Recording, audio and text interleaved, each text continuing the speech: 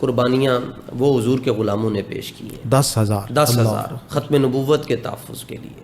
اور تاریخ اٹھا کر پڑھ لیں، کسی نے بھی پیٹھ کے اوپر گولی نہیں کھائی. پھر 73 میں یہ تحریک چلی، 74 میں مرزائیوں کو غیر مسلم ڈکلیئر کروا دیا گیا. وہاں پر جانوں کے نذرانے پیش کیے ہیں. علامہ نیازی رحمۃ اللہ تعالی علیہ نے جیلیں آباد کی ہیں. علامہ نورانی رحمۃ اللہ تعالی علیہ نے صرف قبلہ شاہ جی 3.5 مہینے کے اندر علامہ نورانی رحمۃ اللہ تعالی علیہ نے ختم نبوت کے کاز کے لیے پنجاب میں 40,000 کلومیٹر سفر کیا. اللہ اکبر، 50,000 کلومیٹر، 40,000 کلومیٹر سفر 3 ماہ میں یا 4 ماہ میں 74 میں. آج سڑکوں کا حال آپ کے سامنے، تو اس وقت کیا حال ہو. بالکل.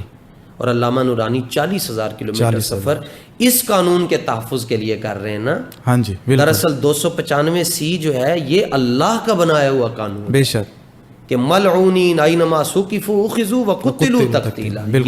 یہ پاکستان تو کل بنا ہے جی. ناموس رسالت کا مسئلہ تو یہ تو ازل سے ہے.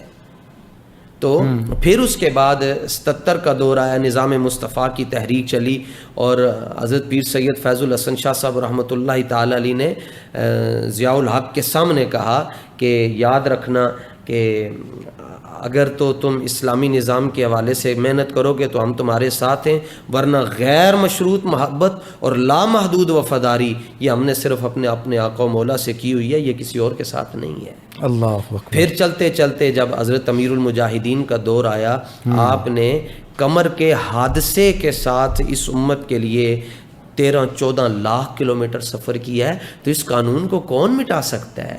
جب دودھ پیتا بچہ کہہ رہا ہے من سب نبی فقتلوہ، یہ قانون انشاءاللہ پاکستان سے کبھی بھی نہیں مٹ سکتا. لبرل سیکولر وہ آتے رہیں گے، وہ یہ طاقتیں جو ہے وہ یزید والی یہ ہمیشہ حسینیت سے ٹکراتی رہیں، لیکن ہمیشہ پاش بھی یہی ہوئی ہیں.